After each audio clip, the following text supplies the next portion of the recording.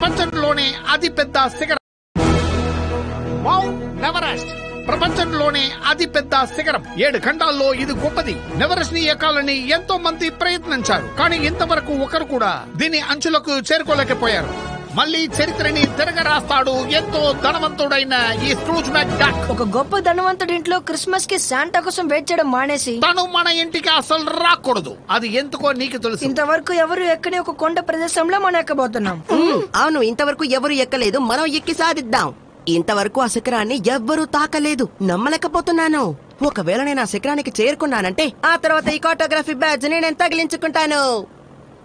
ఇంతవరకు ఎవరూ తాకలేని ఆ శిఖరానికి చేరుకోవడం ఎంత కష్టమో నీకు తెలుసా? తెలీదు. అలాగా? ఇప్పుడు నా దగ్గర జియోగ్రాఫిక్ సిస్టమ్ కూడా ఉంది. Satellite radar detector, thermal. ఇలాంటి గ్యాడ్జెట్స్ నీకు ఉపయోగపడవు. ఇప్పుడు కావాల్సింది తెలివి మాత్రమే, అలాగే పట్టుదల. దాంతో పాటు ఈ సర్వేయింగ్ టూల్స్ కూడా ఉండాలి. వావ్, తుప్పు పట్టిన ఇది చూడ్డానికి భలే ఉంది, గర్వంగా ఉంది.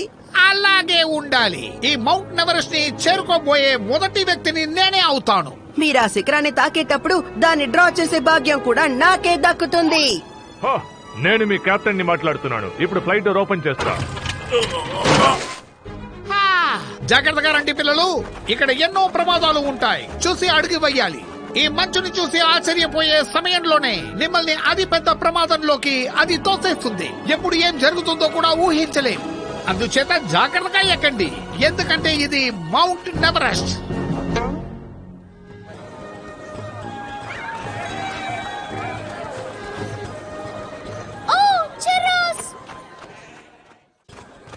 ప్రజలందరూ ఇక్కడేం చేస్తున్నారు? ఈ ప్రదేశంలో ఎవరు ఉండరనే కదా నేను విన్నాను.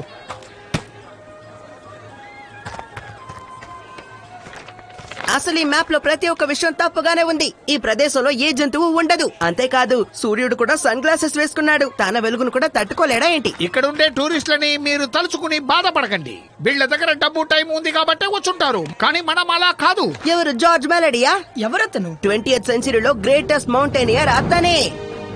ఎవరు చేరుకోలేని శిఖరానికి కూడా ఆయన వెళ్ళగలరట. కానీ అనుకోకుండా ఒకరిని కాపాడడానికి వెళ్ళినప్పుడు ఆయన కూడా అంతమైపోయారు. అతని పేరు ఏంటంటే నెవరెస్ట్ నిని. జార్జ్ మెలడీ నచ్చినట్టు జీవించి అంతమైపోయారు. తన సంగతి మనకు అనవసరం. మన చరిత్రని మిగతా వాళ్ళు చదివితేనే గొప్పతనం. ఆ మలడి చేసింది గొప్ప కాదు. ఇప్పుడు మనం చెయ్యబోయేదే గొప్పగా ఉంటుంది. పట్టుదలకి మతి లేని వాళ్ళకి కాస్తంత వేరుబాటు ఉంటుంది. పాఠాలు నేర్పకు.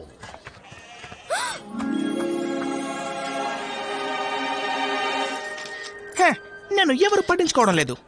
అందరూ అడ్డు తప్పుకోండి. ఇలా చేయాలని ఎంతో కాలంగా ఎదురు చూశాను.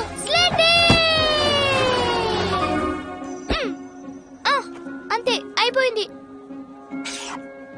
వేబీ, నువ్వు తప్పుగా చేస్తున్నావు. నువ్వు అద్భుతమైన స్లెడ్డింగ్ చేయాలనుకుంటే పర్వతాల అంచుకు వెళ్తే గానీ ఆ స్లెడ్డింగ్ అసలు అర్థం ఉండదు.